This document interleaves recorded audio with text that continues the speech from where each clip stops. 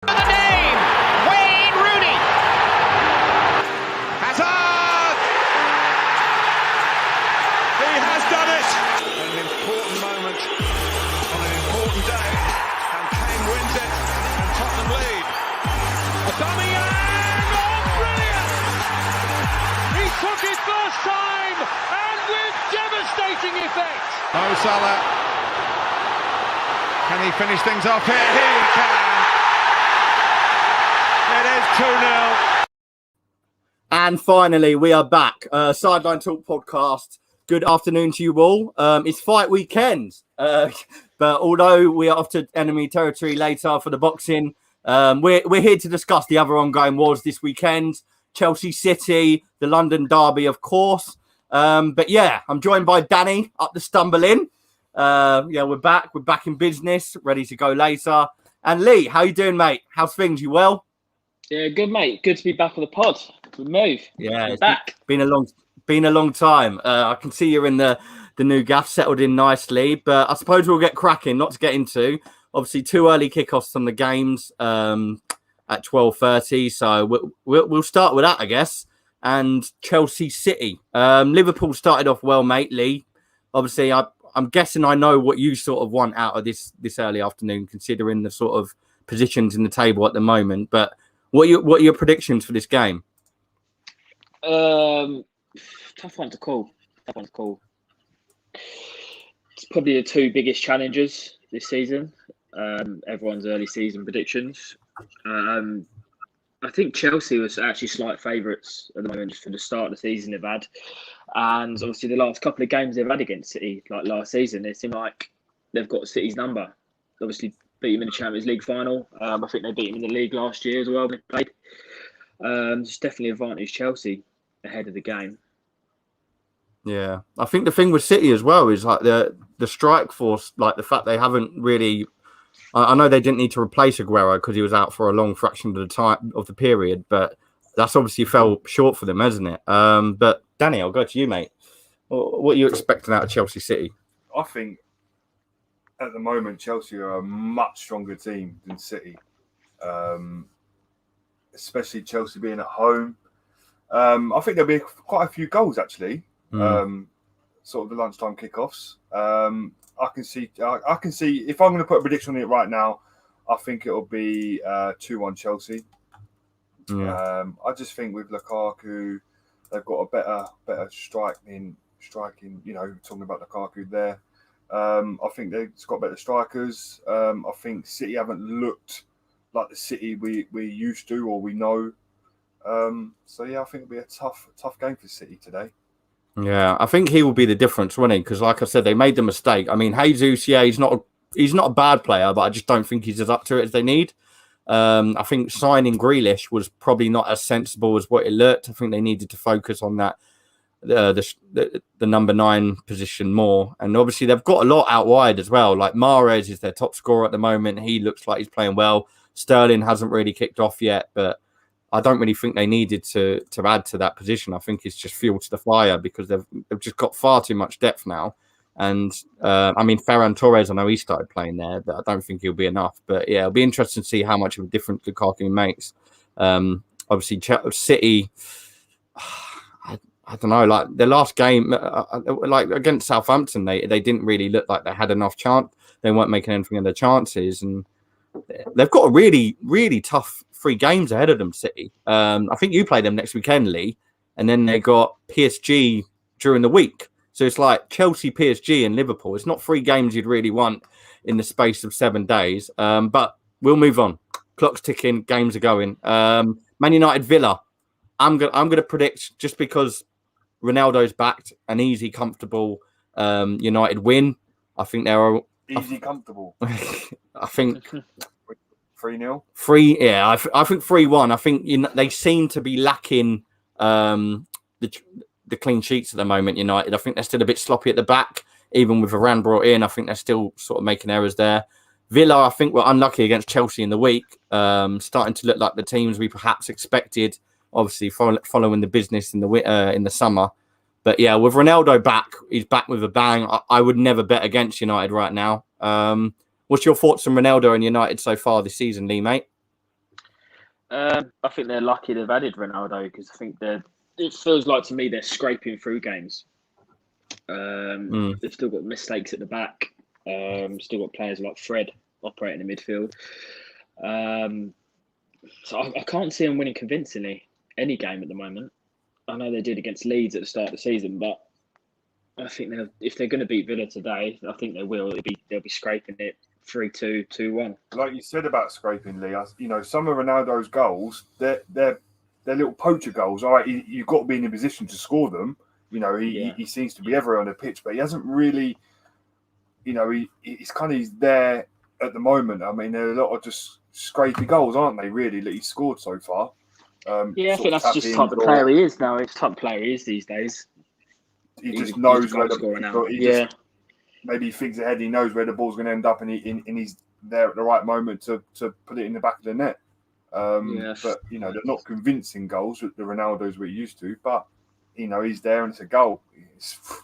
He's all you need, isn't he? It's like they say, like all you need is one like tactical brilliant player, and he's got 4 goals already for him, and he's only just come in, so it just shows the level of away debut, like Champions League debut. Yeah, like it just shows what he's capable of, and he has still got it in his locker. But yeah, I'm gonna go 3-1. I mean, Bruno's been quiet as well. Maybe he starts getting the ball rolling, and then they're really in business. But let's go Everton Norwich. Bit more of a, I think they should be comfortable for Everton. Norwich just seem like they're falling right back down the ladder. I can't see him really even. They need to like come back really, because they're not even hot and cold. They're just cold constantly. They need to find a bounce back. I don't think this would be it. I'm going to go 2-0. I think 2-0. I think even though DCL and Richarlison are out, I think they've still got enough. Townsend and Gray look like they've been good acquisitions. Obviously, I'm sort of eating humble pie because I was completely cussing them when we had the transfer chat, but Townsend and Gray look really good, so I don't think the injury will affect them too much. What do you think of this game, Lee? Your predictions? Obviously, rivalry with the Liverpool part. Yeah, it's a bit. I'll just carry on using your analogy. Then I think Norwich are freezing cold and they need to put their jackets on. I don't know what they're thinking. They've come up. They've bought they haven't really bought anyone. They've sold their best player too. Yeah, it's like they've come up with no game plan, thinking they can do what they've done in the Championship. And surely they should have learned the last time they tried to do that and got relegated, and they haven't. So they're going. I can't see what game they're even going to win out of any fixture in this Premier League at the moment. They're the new Derby County.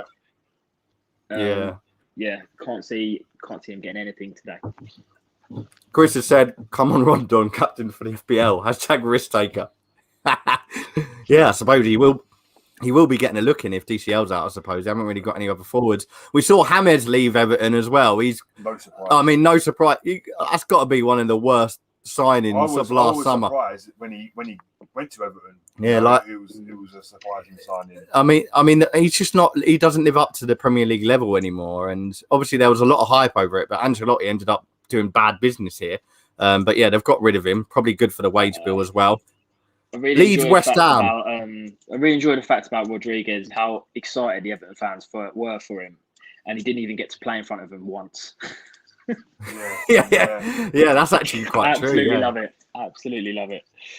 Yeah, he didn't make any mark whatsoever. But Leeds West Ham, I think this will be goals. I'm a big fan of both teams this season already. What, Leeds and West Ham? Yeah, even Leeds last season and West Ham last season. Man, I can't call that game. I'm going to say 2-1 Leeds. I think Leeds are on a good run in Europe. Obviously, they had a good result a couple of weeks back. And do you mean West Ham? Oh, did I just say Leeds? Yeah. West Ham. Antonio's back as well. I think he'll definitely be on the score sheet today. I think he really makes a difference up top. I don't think he played in the midweek either, so I think he's definitely going to be back today. Leeds just don't think they're good enough defensively to handle how West Ham are playing at the moment. Obviously, they've got several players that are in form. Jared Bowen and obviously Pablo Fornal. I just think this will be comfortable. Even though Leeds away is a tough crowd to go against, I think West Ham will get the 3 points here. But what's your take on West Ham so far this season, Lee? Yeah, brilliant. I'm really impressed by him. I love to see West Ham struggle, not going to lie. I liked it when they were shit. Yeah, I'm really impressed by him. I never thought Antonio would become this kind of player that he has, especially now he's his 30s.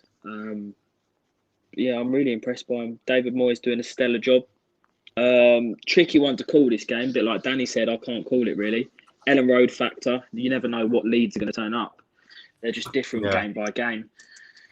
So I would probably sit on the fence and say a draw just because I can't call it. Yeah, I'd say sort of a 1-1.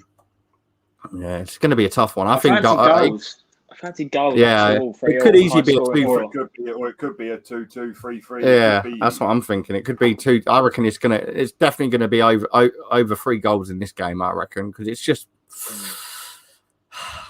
I think Leeds aren't great at the back. West Ham have done a good job though. Like Zuma's come in, and him and Diop look like a good partnership. So yeah, it does. We'll see. But obviously, Bamford leaps and bounds. See what happens. Leicester Burnley. Obviously, we beat them last week. I was quite happy with that. 1-0. 1-0 to the Arsenal. 1-0 to the Arsenal. Yep. Keeps being 1-0 to the Arsenal at the moment. But Leicester have been a bit off this season. Do you think, Lee? Because I guess I've got high expectations because they've done so well in the past. Obviously, they won the league a few years ago now, and then they've just kept keeping that top 4, top 6 position. But what's your take on this, mate, and Leicester? Yeah, I agree with you. I don't think they look as good as they normally are this season. Yeah, they don't seem to be up there, do they? But it's the same for Burnley. Burnley have started the season slowly, so this has got potential to be a really boring game. Yeah, could be. I don't think it's gonna be high quality. Maybe Leicester players could turn up. They've still got the talent there. Obviously, Tielemans and Harvey Barnes. It's nice to see Harvey Barnes back from his injury, and he's still doing all right, even if Leicester ain't getting the results. I would expect Leicester to just out football Burnley this one. Yeah, I think I haven't been very impressed by him so far this season. I think I said 1-0 in my predictions that I did on Super Brew, but I can't. Maybe that's being a bit too harsh on Leicester. But like you said, I just think this could be a game where they wake up though.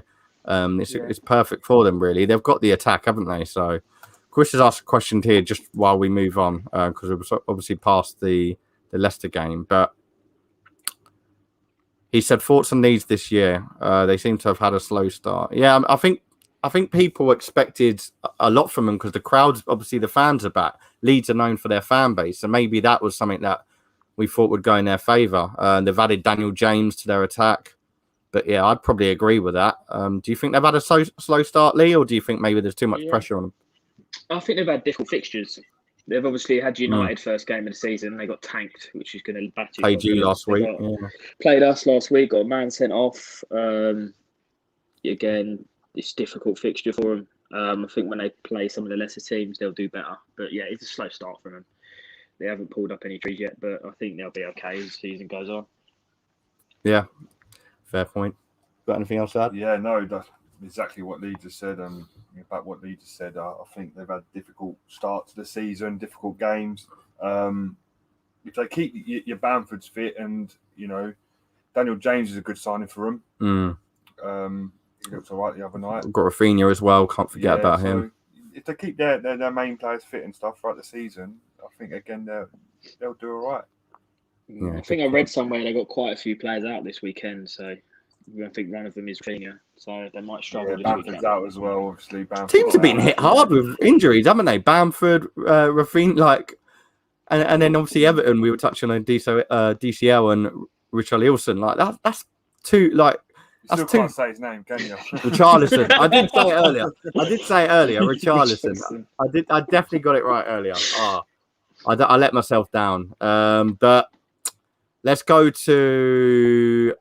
I'm going to say Watford Newcastle. I think this could be a game where Newcastle sort of get a bit of pressure off Steve Bruce's shoulders because at the moment I feel like he's just under too much. I feel like that maybe too much is being expected of Newcastle, but St. Maximin looks decent. I think he's sort of got going. I think Watford, they've not been terrible, but I feel like this could be a game where Newcastle maybe take weight off their shoulders and I'm not going to say a good run of form, but get a win, which is really what they need at the moment because they've started on a bad bounce. But what's your take on this going to this afternoon, Kingham? Do you know what? I can't stop watching that video of Steve Bruce on FIFA out sprinting everyone. How brilliant is it? I've got FIFA coming next week. I don't know if you've got it, but you're gonna have to let me know how it is because I've heard so many mixed opinions on the goalkeeping, especially. I don't know if you've read it, but there's a lot of complaints on the goalkeeping in FIFA. So I'm looking forward to it when I get back from holiday to seeing how it is. But he seems to just turn into Usain Bolt all of a sudden, and all the players are just left behind. I agree with that. Back to the game. I don't know. Watford games, I just find them unpredictable because I just feel like I don't know enough about their players or their team. I feel like this could be another one of those games which is quite evenly matched. So it could be a bit of magic that wins it. Both teams have got players. I mean, Newcastle have got Wilson and St. Maximin who can come up with nothing. Especially, I love St. Maximin. I think he's one of the best players. Outside the top six, he's one of the best players to watch. Do you think he'll be there long? It depends if any of the bigger teams want to take a gamble on him. I want them to. I'd like to see him. I'd like to see how he performs in a bigger team who's higher up the table. I feel like Newcastle would put a higher price tag on him. Watford have obviously got some good wingers themselves. I don't know. It's a hard one to call. It's hard over this game. Yeah, I think 2-1. I think 2-1. I think Newcastle will get a winner late on. Could even be a boring 0-0 this one. Yeah. It depends if they both park the bus. I mean, I think Scott would say 3-0 Watford. Yeah. I've got Emmanuel Dennis in my fantasy team this week for some bizarre reason. So hopefully he turns up. He looks like a good signing for him. So I think both. I think both teams. I had him on my bench. I think both teams to score. I think I'm gonna say a Newcastle win. Let's get cracking because there's so many bloody games to go into, and then obviously the big one. Let's go into tonight's game. Actually, I want to talk about tonight's game. We'll miss it because we're at the boxing. But what's your take on this, mate? Brentford Liverpool. Potential banana skin, ain't it? Yeah. Liverpool on a good run. Up for it. Oh yeah. Don't get me wrong. We started the season. You've scored what? I think you've scored. I think we've won our last couple of games 3-0. Yeah, I think 3 goals in your last 4 games. I think Milan you got 3, Palace you got 3, Leeds you got 3. Who was before that? League Cup this week, Norwich. That was 3 again, wasn't it? So banging goals in for fun. For Brentford's first time in the Premier League since I think it's 70-something years, isn't it? Or something like that. You know, they've won 2 and I think they've drawn 2 and they've lost 1. And obviously beating Arsenal. What's funny about that as well? Everyone was piping up about Ivan Toney, right? It was all going on about he's gonna, because he did sensational things in the Championship. I think he broke records there last season, so everyone was piping up about him. In terms of goals, he's not actually doing that much for him at the moment, and they're still getting a good result here or there. So it shows the team. It just shows you what's around him, doesn't it? Because if he starts getting the ball rolling. I don't think with Toney it's just his goals though. I think if you look at the games, he's caused absolute murders for the defenders. Yeah, and because he's causing them a problem, it probably creates more space and chances for his teammates. So it'd be interesting to see how he gets on against Van Dijk and Matip probably. That was a class goal from Henderson, by the way. I don't like the geezer, but he's got a point. Absolutely brilliantly taken. But I mean, I'm a little bit worried about Liverpool's midfield at the moment. We've got a few injuries. Thiago's out, Elliott's out. Shocking for Elliott, wasn't it? I don't think we've done a pod since, but that's shocking for Harvey Elliott. I mean, it's just unfortunate. The poor lad. He's only 18, isn't he? I like him as a person though. Did you see the aftermath from it? He was proper having the guy that committed the tackle. I can't remember who it was. I don't know how to pronounce his name. Because he was backing him, wasn't he? Yeah. Oh yeah. He said it wasn't a red card and. Good on him. Not many people would do that. Not many people have the care to, but it's an intriguing game tonight. Yeah. I think it's going to be 3-1 Liverpool, to be honest with you. Yeah, I'd back that completely. I'm hoping the quality will just shine through. And we need a win this weekend. If Chelsea and City are playing each other, it's a chance to gain points on one of them. Yeah. So it's a must win. The likelihood of Chelsea City is a draw, really, isn't it? So that would work in your favour. So if you get a nice win, it should work out. But yeah, say Chelsea win and we beat Brentford, we're 6 points clear of City already, which is massive at an early stage. So, and then you got them next. Yeah, right. Southampton Wolves, I don't want to talk too much about. I think it's going to be a boring game. Probably more than likely a draw. Not impressed with it. Well, yeah, I'm more impressed with Southampton than I am Wolves at the moment, which I didn't think I'd say after they lost Danny Ings. But yeah, Wolves have been, I don't know. Jimenez back as well this season. He hasn't really done anything yet, has he? So, yeah, I'll say 1-0. But let's talk about the big one. The London Derby. I don't know why I'm acting so excited. Maybe it's because I'm going to the boxing later, but I don't feel nervous at the moment. I feel quite relaxed. It just seems like a game where there's a lot to play for, but it's good opportunity for both teams to be playing each other. Tottenham are a hit and miss. Obviously, we saw what happened against Palace. And then they got very lucky in the cup in the midweek, I thought. I thought Wolves were hard done by. And with penalties, it's just pot luck, isn't it? But especially being 2-0 up, 2-0 up, and obviously Wolves could bring it back to 2-2. You could bet your life Wolves going through on penalties. Just shows they can be beaten though. But from an outsider, Lee, let's go to you first because Danny and myself. I can only see one tunnel vision. Yeah, Danny and myself obviously are going to have probably a bit more of an input and perhaps a biased one, but we try not to be. What's your thoughts going on to tomorrow's big game? So obviously, North London Derby is the best derby in the Premier League in terms of watching. It is the most exciting game, so I'm looking forward to it. Not looking forward to the build-up though. I hate the build-up because I hate both sets of fans. No offense to you boys, because I love you, but I can't deal with it. In terms of the game, is how the forms of the teams. I'm hoping form just goes out the window and it just becomes more of a better context. It always does, because, no matter what. Yeah.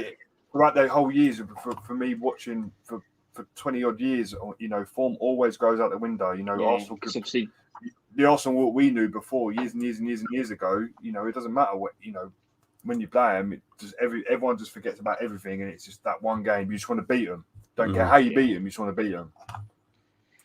Yeah, obviously Spurs started the season really well in the first couple of games, and now they've gone to shit, losing to Palace and Chelsea, and even that League Cup would have, even though they won the penalties, it would have demoralised them because they let a 2-0 lead slip. So they're looking fragile. Arsenal have gone the other way, started badly and got a couple of wins. So yeah, but form goes out the window.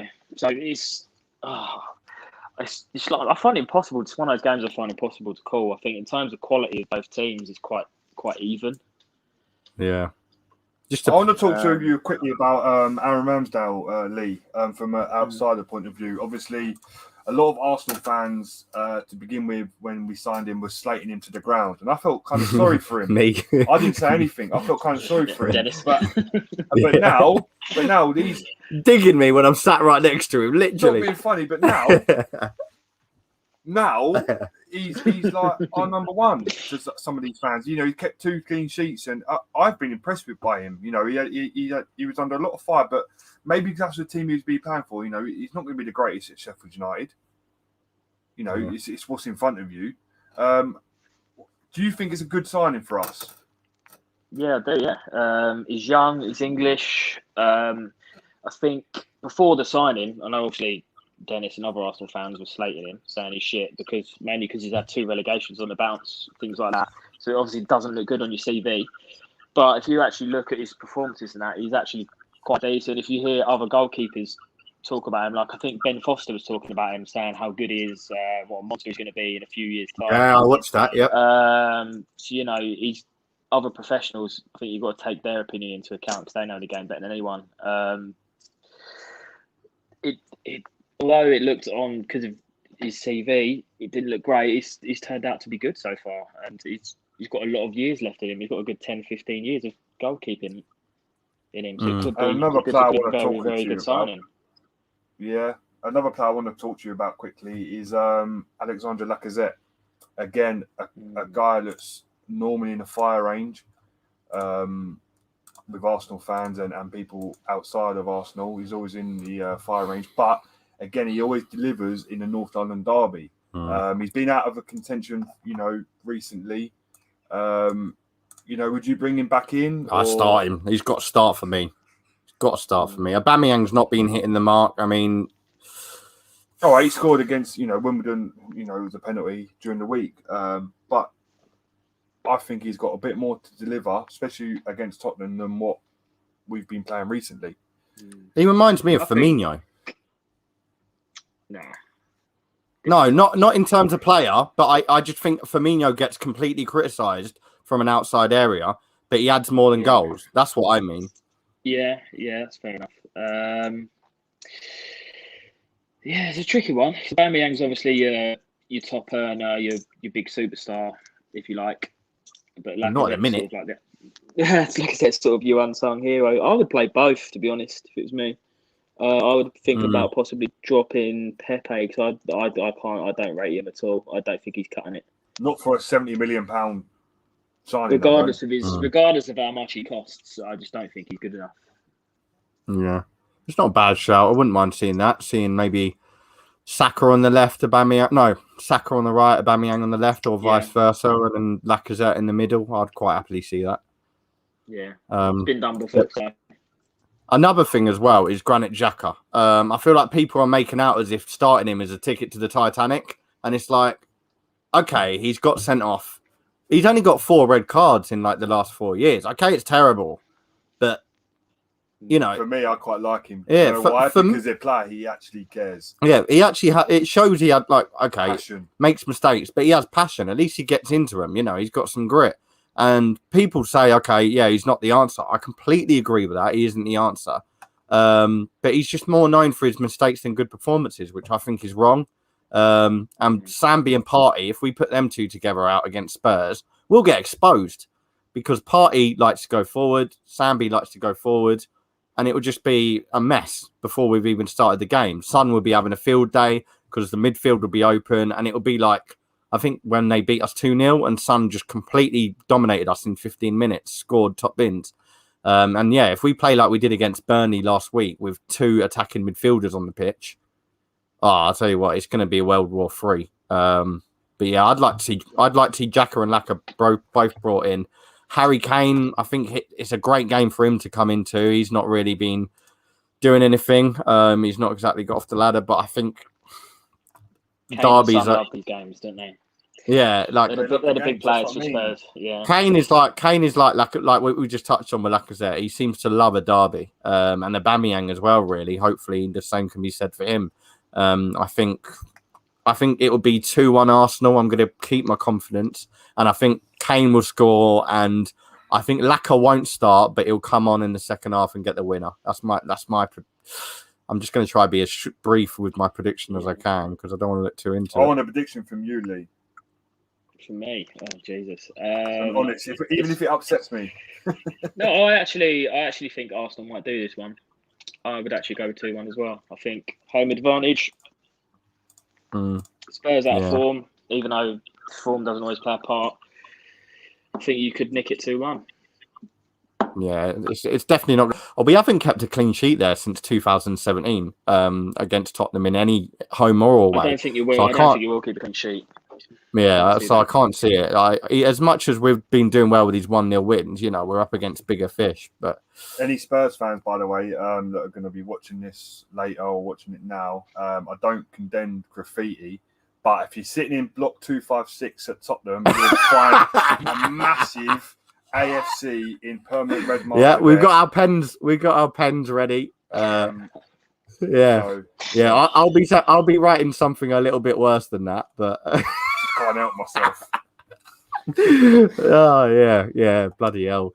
Tottenham Stadium tonight, and then we play them tomorrow. It's just typical. You couldn't write it. But last but not least, a quick little prediction for this. I mean, is this called the M23 Derby? Isn't it something like that? Anyway, it's a weird derby, isn't it? It's a weird derby. I think it's a road. I never heard of this. Remember, it's the M23. This is a fact of the day, guys. I think it's the road that connects from Crystal Palace down to Brighton. It's called the M23, and someone wasn't happy about it or something like that. But it's a weird derby because they're nowhere near each other. I didn't even know it was a derby. They don't like each other. So that should, add heat to the. Palace started off well. Really. I think the two signings they've made, they've made more than two, but two of the signings they made, Gallagher and Edouard, have both really started off well. So I think the fact that they're home maybe gives them the advantage. To be honest, I think it's going to be 2-1 again. I'm going to say, I've said 2-1. Yeah, I think Palace. I hope so as well, because we've got Brighton next. Obviously, myself and Dan are off to Brighton next week. So I'm hoping that they kick Brighton and get them off the winning run, because Brighton got a good result against Leicester. So I'd like to see Palace do something here. And I think Edouard is... I think he is going to really cause them some problems at the back. I know they've got, obviously, some good defenders, Webster, Dunk, etc. But, yeah, I think 2-1 Palace. Quick one for you, Lee? Yes, at Palace, obviously, derby could be... The fans will be bang up for it. Absolutely down at Palace can be superb in these kind of games. Brighton obviously started the season superbly. They seem to be getting all the luck at the moment. Their chances just seem to be flying in. All the chances they missed last season when they were creating them and couldn't score seem to be going in this season. It's a tough one to call. I would probably edge towards Palace just about Vieira factor. Even though I criticised them at the start of the season, thinking he was going to be shit. I quite like him now. Yeah, they've got the team now, though, haven't they? They've got Gallagher in there. They've got Eze. They've got Zaha. You can't forget him. Yeah. I think Brighton have got to lose eventually. Brighton, they have. They'll lose next week, mate. Don't worry about that. If they don't lose Monday night, they'll lose next week. Chris is saying Joshua. It's got to be Joshua, surely. I'm going to go round 10. Joshua likes to keep his cards close to his chest. I think he takes a while to get going. I'd love to say an early knockout. Well, actually, I wouldn't. I'd rather see a bit of a fight.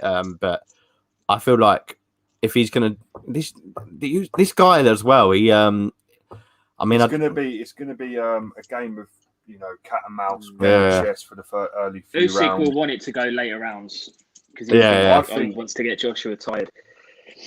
I think it's going to be round 8, Joshua knockout. But again, I'm not. Could go points. Could very easily go points. This definitely. Yeah, I honestly wouldn't be surprised. I think Joshua weighed in at his lightest he's ever been. Yeah, but if the problem is if it goes points, I would honestly go against Joshua in this sort of fight because I've seen what Usyk can do. So Joshua he's cleaned up in the cruiserweights.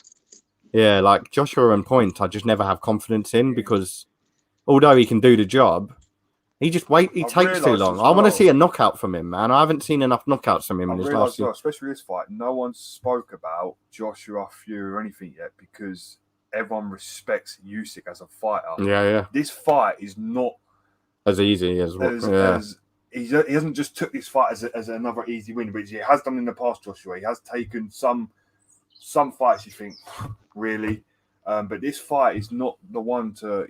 This is a big fight.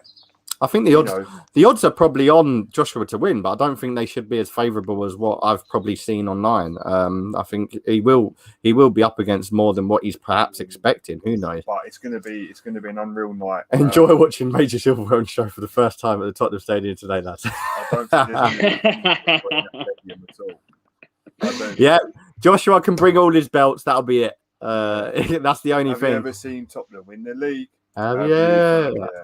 You haven't. But yeah, Chris, cheers for tuning in, mate. And anyone that does tune in, make sure you smash the like button and subscribe if you haven't already. Lee, always a pleasure, mate. I'm on holiday next week, so we're probably not going to be back then, but we'll be back very, very soon. Take care all and have a good weekend. Best of luck. Cheers, mate.